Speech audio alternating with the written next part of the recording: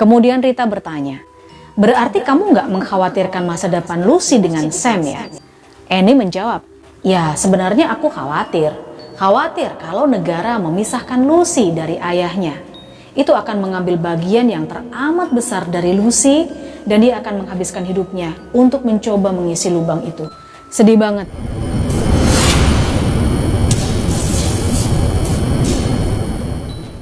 Halo bos, Assalamualaikum warahmatullahi wabarakatuh. Terima kasih untuk kamu yang sudah klik lagi video ini ya. Ya, di video kali ini seperti biasanya aku akan ceritain sebuah kisah film. Film ini sedih banget bos. Ada seorang ayah yang memiliki kekurangan Down syndrome. Dia ini memperjuangkan hak asuh atas anaknya. Ikatan ayah dan anak ini bos kuat banget. Udah berkali-kali nonton aja, tetap aja nih aku nangis bombay. Tapi yang pasti ada hikmah dan pesan moral yang bisa diambil dari cerita di film ini. So, nggak usah lama-lama, langsung aja kita masuk kemana? Ya, ke film ceritanya.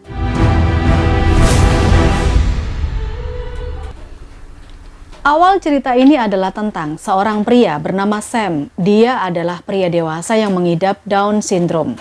Dia sehari-hari kerja sebagai pelayan di kedai Starbucks. Hari itu kebetulan bertepatan dengan hari kelahiran anaknya. Jadi dia pun bergegas pergi ke rumah sakit menyusul Rebecca. FYI, Rebecca ini adalah seorang tunawisma yang hamil tanpa ayah tapi nggak menginginkan bayinya juga. Pada saat itu dia melahirkan anak perempuan yang diberi nama Lucy. Rebecca dari awal memang nggak menginginkan anak itu ya bos. Jadi ketika dia akan pulang, dia tuh malah kabur dan meninggalkan Sam dengan bayinya sendirian. Alasannya punya anak dan mengurusnya itu adalah bukan kehidupan yang Rebecca inginkan. Ya akhirnya Sam yang keterbelakangan mental itu pun mengurusi Lucy, bayi ini sendirian. Tentu aja Sam kerepotan mengurus bayinya seorang diri, sampai akhirnya ketika Lucy menangis terus di tengah malam, ada tetangganya yang bernama Annie menelpon, dan Annie ini kemudian membantunya. Annie pun menjelaskan kepada Sam kalau bayi itu harus diberi makan setiap 2 jam sekali. Karena bantuan ini Sam jadi ngerti ya, Sam ternyata juga punya teman sesama Down syndrome bos. Karena mereka lah kehidupan Sam menjadi nggak kesepian lagi. Mereka saling support satu sama lain, bahkan punya kegiatan rutin yang mereka lakukan bersama. Lucy sering diajak bekerja oleh Sam di kedai Starbucks, tapi karena Lucy semakin hari semakin besar, Sam akhirnya jadi kerepotan. Alhasil setiap pagi dia menitipkan Lucy pada Annie, tetangganya tadi. Sam mencoba untuk menjadi seorang ayah yang baik, sampai singkat cerita, Lucy tumbuh menjadi anak kecil berumur 7 tahun dan siap masuk ke sekolah. Suatu siang di restoran, Lucy pernah bertanya pada Sam, kenapa dia berbeda? Kenapa Sam nggak seperti ayah pada umumnya? Sam hanya bisa meminta maaf pada Lucy. Melihat ayahnya sedih, Lucy pun langsung menghibur ayahnya ini dan berkata kalau itu bukan masalah besar dan dia merasa beruntung punya ayah seperti Sam. Untuk mempersiapkan Lucy masuk ke sekolah, teman-teman Sam pun juga membelikan Lucy sepatu. Ketika membayar tuh duitnya kurang. Tapi teman-teman Sam ini patungan bos untuk bayar kekurangan beli sepatu tadi. Sebuah pemandangan yang hangat banget yang bisa diajarkan oleh orang spesial seperti mereka. Tibalah hari pertama Lucy bersekolah. Di sana dia mendapatkan teman bernama Connor, seorang anak laki-laki yang terus bertanya apakah ayahnya Lucy adalah seorang yang terbelakang. Lucy tentu aja nggak malu untuk bilang kalau memang benar ayahnya punya kelainan. Tapi Lucy sedih juga ketika temannya ini mengejek ayahnya. Setiap hari Sam selalu membacakan cerita kepada Lucy sebelum tidur. Cerita itu dia hafalkan bos dari buku yang selalu dia baca. Jadi nggak murni dia membaca ya. Sam sebenarnya nggak pandai membaca. Dia cuma menghafal saja isi dari buku. Pernah nih ya suatu malam Lucy mendapatkan buku baru dari sekolah. Tapi karena melihat Sam yang kesulitan membaca, akhirnya si Lucy ini berinisiatif untuk memberikan buku cerita yang lama supaya Sam bisa membacakan cerita seperti biasanya. Suatu siang di sekolah, Sam dipanggil oleh kepala sekolah. Mereka menyampaikan kepada Sam kalau Lucy sebenarnya anak yang cerdas bos. Tapi dia ini cenderung menahan dirinya untuk berkembang. Seolah-olah Lucy ini takut belajar. Hal ini disadari oleh gurunya berdasarkan gambar yang Lucy buat. Ditambah lagi Departemen Pelayanan Anak udah menghubungi sekolah dan mengabari kalau kemampuan intelektual Sam cuman setara anak 7 tahun. Pihak sekolah pun khawatir ya, gimana nanti kalau Lucy bertambah. Usianya misalnya menjadi 8 tahun, 10 tahun. Ya terbukti ketika malam hari di hadapan Sam, Lucy itu juga pernah pura-pura nggak bisa membaca beberapa kata. Padahal beberapa malam yang lalu, Lucy lah yang ngajarin Sam membaca. Lucy berkata kalau dia bodoh dan gak pandai membaca. Sesuatu yang membuat Sam sangat marah. Karena dia udah mengetahui kalau Lucy sebenarnya menahan dirinya untuk belajar. Aku nggak mau membacanya kalau kau juga nggak bisa, Kata Lucy. Sam pun bilang, Jangan begitu, karena mendengar kau membaca adalah hal yang membuatku bahagia. Itu akan membuatku senang. Lucy pun lalu mengerti dan dia mulai membacanya dengan lancar. Suatu siang saat hari ulang tahun Lucy, Sam berencana mengadakan pesta kejutan buat Lucy. Bersamaan dengan itu, petugas Departemen Layanan Anak pun datang. Kemudian ketika Lucy dalam perjalanan ke rumah, salah seorang teman Lucy, sebut saja Connor, nggak bisa diajak kerjasama di pesta kejutan itu. Sam merasa kesal, kemudian dia cekcok tuh dengan ayah si anak. Dan bertepatan dengan saat itu Lucy datang. Keadaan jadi chaos bos, kacau, diperparah dengan omongan bulian dari teman-teman Lucy yang menyatakan kalau Sam adalah ayah adopsinya. Lucy pun lari mendengar itu. Melihat kejadian itu, petugas layanan anak segera menelpon departemen untuk mengambil langkah selanjutnya mesti gimana. Sam dinilai nggak bisa mengontrol emosi dan membahayakan anak-anak lain. Untuk itulah diambil keputusan penanganan buat Lucy sampai harus melalui sidang segala bos untuk memutuskan situasi ini. Udah jatuh ketimpa tangga pula ya. Di persidangan dalam memperjuangkan hak asuh Lucy, Sam itu harus mencari pengacara sendiri. Kalau enggak ya negara yang akan menyediakan pengacara. Selama menunggu persidangan, Sam hanya boleh bertemu dengan Lucy 2 kali seminggu. Itu pun hanya selama 2 jam aja. Teman-teman Sam menyarankan agar mencari pengacara sendiri aja, pengacara lain. Karena kalau menggunakan pengacara negara, diduga besar kalau Sam ini akan kalah. Salah satu temannya menyarankan untuk pergi ke kantor pengacara terbaik yang iklannya itu ada di buku Yellow Pages. Singkat cerita, Sam pun menemui pengacara kondang profesional bernama Rita. Nah, setelah mendengarkan cerita yang panjang lebar kesana kemari dari Sam, Rita pun jujur kalau Sam nggak akan mampu menyewa dia karena bayarannya Rita ini cukup mahal ya bos. Rita pun meminta maaf pada Sam, tapi Sam ini pantang menyerah. Dia terus mendesak Rita agar mau jadi pengacaranya. Akhirnya dengan terpaksa, Rita pun menyuruh Sam untuk memberikan nomornya pada sekretarisnya. Dan Rita berjanji akan merekomendasikan seseorang untuk menolong Sam. Ini sebenarnya cara halus gitu ya. Di hari berikutnya, saat di tempat kerja, Sam meminta naik pangkat dari pelayan menjadi coffee maker atau pembuat kopi kepada bosnya. Supaya apa? Ya supaya dia bisa membayar pengacara. Tapi si bos belum mengabulkan permintaannya. Kemudian di hari lain, Sam kembali menemui Rita, bertanya tentang seseorang yang akan membantunya yang sudah dijanjikan. Rita bilang dia kehilangan nomor telepon temannya lah, lalu dia berjanji lagi untuk menghubungi Sam. Di luar dugaan ya, obrolan Sam dan Rita itu diperhatikan oleh teman-teman Rita, di circle-nya Rita. Ya, Rita yang pengacara kondang dan gengsian berkata kalau Sam ini adalah klien barunya yang dia dampingi secara gratis atau istilahnya pro bono. Tentu saja pernyataan itu mengagetkan sekretarisnya ya. Sejak hari itu hampir setiap hari Sam datang ke kantor Rita untuk menagih janji. Ada momen juga suara Sam kenceng banget bos, sampai kedengaran orang-orang banyak di sana. Rita yang jengkel akhirnya ikutan teriak-teriak juga. Bukankah aku udah bilang kalau aku yang akan jadi pengacaramu gratis? Kata dia. Mendengarkan hal itu Sam girang bukan main. Dia pun lalu memberikan surat dari pengadilan yang menyuruh Sam untuk pergi ke dokter ahli penyakit jiwa. Ya karena jadwalnya hari ini dan gak keburu kalau naik bis, Rita pun mengantarkannya, terpaksa bos. Hari untuk bertemu Lucy pun tiba. Tapi sayang, Sam yang membawa kue untuk Lucy pun ketinggalan bis yang menyebabkan dia terlambat. Untungnya, Lucy tetap menunggu Sam sampai menit-menit terakhir. Mereka pun berbicara di sebuah ruangan. Apa yang dibicarakan Sam dan Lucy itu diawasi dan dicatat oleh petugas. Lucy yang pintar dan berani, dia berteriak kalau dia nggak mau ayah yang lain selain Sam. Lucy menyuruh para petugas mencatat hal itu. Nah, singkat cerita, Rita pun mulai bekerja membantu Sam. Rita menyuruh Sam untuk mengumpulkan saksi-saksi yang bisa menjelaskan kalau Sam adalah ayah yang baik. Dari sini bisa ditebak dong, yang didatangkan Sam itu untuk menjadi saksi adalah teman-temannya sendiri, yang notabene sesama punya keterbelakangan mental. Rita sampai agak stres ya mendengarkan jawaban-jawaban dari teman-teman Sam, karena mereka menurut Rita ini nggak akan membantu Sam sama sekali untuk memenangkan hak asuh. Menurut Rita, yang bisa membantu Sam di pengadilan adalah Annie, tetangganya dulu. Sam membujuk Annie nih untuk hadir di persidangan sebagai saksi. Tapi Annie menolak, dia bilang kalau kehadirannya malah akan memperburuk keadaan. Lanjut ya, persidangan pun dimulai. Saksi pertama adalah dokter ahli kejiwaan yang ditugaskan untuk memeriksa Sam. Di sana dokter ini memberikan hasilnya ketika dia memeriksa Sam beberapa waktu yang lalu.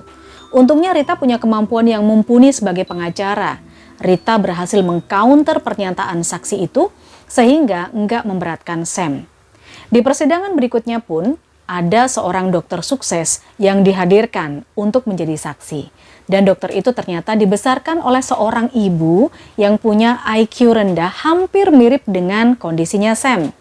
Di situ terbukti kalau kemampuan intelektualitas seseorang itu enggak ada hubungannya dengan kemampuan mereka untuk mencintai. Sekali lagi, Rita berhasil memenangkan keadaan. Sementara itu jatah 2 kali seminggu selama 2 jam ternyata membuat Lucy mengambil inisiatif sendiri. Ketika jam kunjungan selesai, Lucy berbohong nih kepada Sam kalau penjaga memperbolehkan mereka pergi ke taman. Intinya di situ Lucy mengajak Sam untuk kabur karena dia nggak mau dipisahkan dari Sam. Awalnya Sam bilang kalau ini adalah keputusan yang salah, tapi karena Lucy memaksa, Sam nggak bisa berkata apa-apa lagi. Di malam hari ketika bermalam di emperan, seorang polisi menemukan mereka. Itu sudah jam 3 dini hari. Rita harus datang ke kantor polisi. Rita juga memarahi Sam ya atas upaya penculikan Lucy dari pengadilan. Rita pun memohon kepada petugas untuk enggak membeberkan masalah ini di pengadilan. Ya paling enggak biarkan ayah dan anak ini mendapatkan kesempatan 1 kali lagi. Lucy juga memohon kepada Rita untuk enggak menyerah atas kasus mereka dan meminta maaf karena kabur dari pengadilan adalah idenya, bukan ide Sam. Keesokan harinya, Lucy pun disidang dan ditanyai mengenai Sam. Lucy sangat pandai berbicara, tapi sayang bos, ketika pengacara bertanya dia tidur di mana tadi malam, Lucy cuma bisa diam, nggak bisa jawab. Lucy berkata, Yang kubutuhkan hanyalah cinta seorang ayah.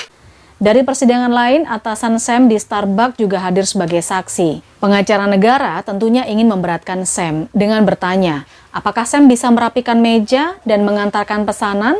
Karena hanya itulah yang sepertinya bisa dia lakukan, karena kan IQ-nya rendah ya. Kemudian si bosnya Sam ini berkata, Well, nggak juga, malahan aku akan mempromosikan Sam untuk jadi coffee maker atau pembuat kopi. pernyataan yang membuat si pengacara agak kesel juga. Di hari lain, Rita deg-degan tuh ya, dan khawatir ketika teman-teman Sam maju sebagai saksi. Untungnya di hari itu, Annie memutuskan untuk datang membantunya.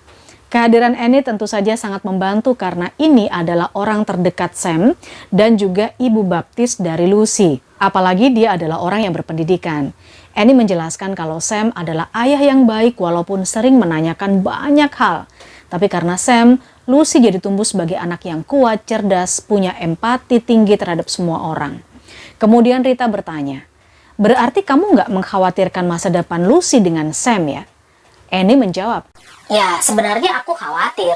Khawatir kalau negara memisahkan Lucy dari ayahnya. Itu akan mengambil bagian yang teramat besar dari Lucy dan dia akan menghabiskan hidupnya untuk mencoba mengisi lubang itu. sedih banget. Lalu pengacara pun bertanya, apa Sam bisa matematika? Annie jawab, Aku nggak tahu ya denganmu ya, kok sampai mengkaitkan soal matematika. Tapi kenanganku dengan orang tuaku nggak ada hubungannya dengan tabel perkalian atau ibu kota negara. kata Annie. Persidangan selanjutnya adalah giliran Sam. Jadi Rita ini mengajak Sam untuk berlatih di rumahnya. Setibanya di rumah, ternyata rumahnya Rita ini mewah banget bos. Terlihat sekali walaupun Rita ini sukses, ternyata hubungan Rita dengan anaknya bisa dibilang ada masalah. Anaknya selalu kesepian karena Rita dan suaminya selalu bekerja dan gak ada waktu untuk Willy, anaknya. Singkat cerita, di situ Rita mengajari Sam untuk menjawab pertanyaan-pertanyaannya dengan balasan yang sederhana, tapi jawabannya kuat gitu loh. Rita bahkan melatih Sam dengan pertanyaan-pertanyaan yang kemungkinan akan ditanyakan pengacara lawan. Keesokan harinya, Rita meminjamkan Sam setelan jas suaminya, dan itu membuat Sam terlihat ganteng banget. Di hari itu, Sam berangkat sebagai coffee maker atau pembuat kopi di Starbucks. Awalnya semua berjalan lancar ya, tapi karena pesanan terlalu banyak dan orang-orang meminta dengan cepat dan rewel, Sam akhirnya jadi kewalahan dan menghancurkan segalanya. Situasi jadi chaos. Sam menyadari kalau dia terlambat ke persidangan. Dia pun harus berlari dan hadir dalam keadaan yang berantakan. Untungnya pertanyaan-pertanyaan yang Rita lontarkan bisa dijawab dengan baik oleh Sam. Dan Rita pun puas dengan performanya Sam ini. Kemudian giliran pengacara lawan yang bertanya bertubi-tubi. Sam dicecar pertanyaan yang terlalu berat untuk dia jawab. Awalnya Sam berhasil menjawab pertanyaan-pertanyaan itu dengan meyakinkan. Sampai di mana dia menjawab satu pertanyaan dengan referensi dialog yang ada di film, bos. Hal itu ketahuan ya, karena salah satu teman Sam itu mengingatkan kelanjutan dialog itu, sehingga membuat hakim heran dan membuat pengacara lawan hampir saja ketawa kebahak-bahak. Sam gak berkutik tuh ketika pengacara bertanya tentang apa yang dibutuhkan untuk membesarkan anak perempuan.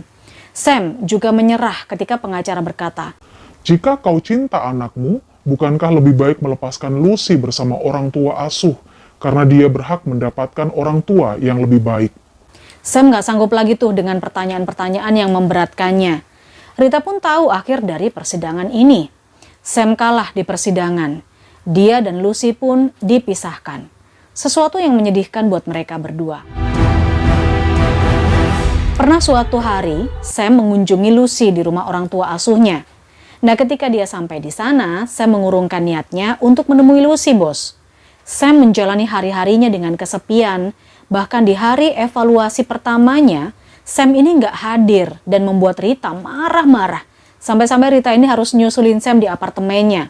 Rita bilang pada Sam kalau Lucy itu bisa kembali kepada Sam kalau dia bisa mencari nafkah dan menyediakan apartemen baru dengan kamar khusus buat Lucy. Intinya hidup cukup lah. Karena itu adalah syarat dari pengadilan. Tapi Sam berkata, mungkin Lucy udah bahagia dengan keluarga barunya dan gak membutuhkannya lagi. Karena sekeras apapun Sam mencoba dan mencoba, dia akan selalu gagal. Dia bahkan berkata pada Rita, kalau posisinya itu gak diuntungkan. Karena apa? Karena dia terlahir seperti ini, Down syndrome. Rita pun marah ya mendengar keluhan itu.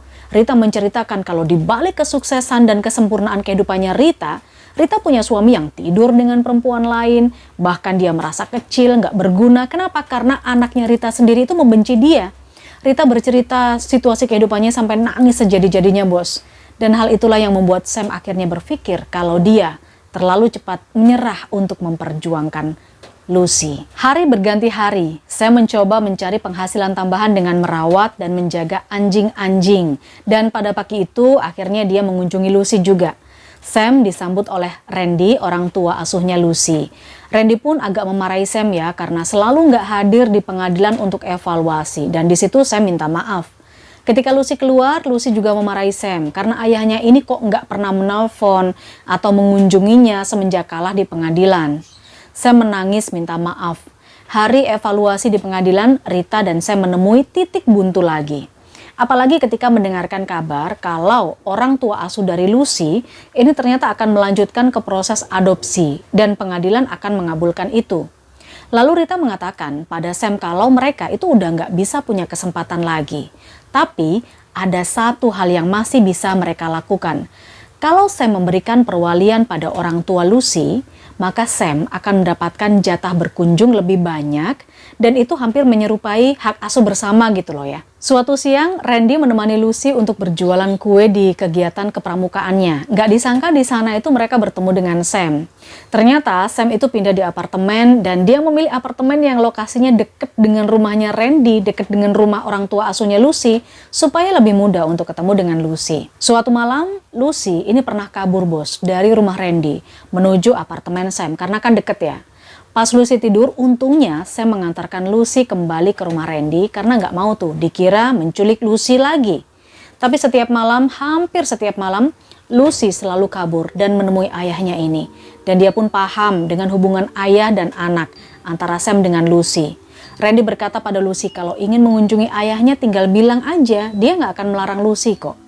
Nah, di suatu malam berikutnya, nggak disangka, Sam malah kedatangan Randy dan Lucy yang lagi tertidur. Randy berkata kalau Lucy tertidur di mobil. Awalnya Randy akan menidurkan Lucy di rumahnya, tapi takutnya Lucy terbangun dan gak bisa tidur lagi. Jadi Randy berinisiatif mengantarkan Lucy pada Sam. Randy pun berkata, Besok di pengadilan, aku rencananya akan berkata kalau aku akan memberikan cinta yang gak pernah Lucy dapatkan. Tapi aku gak akan katakan itu, karena itu adalah kebohongan. Gak ada yang bisa menandingi cinta yang kau berikan pada Lucy, kata Randy. Dia pun berkata pada Sam akan membatalkan rencana adopsi penuh atas Lucy. Dia setuju untuk membagi hak asuhnya dengan Sam. Disitulah adegannya sedih banget bos, bikin aku nangis terus. Oke bos, itu tadi ya sebuah film cerita yang syarat banget dengan pesan moral. Film ini benar-benar membuka mata kita untuk nggak underestimate dengan orang-orang seperti Sam. Mereka yang menderita Down syndrome atau keterbelakangan mental.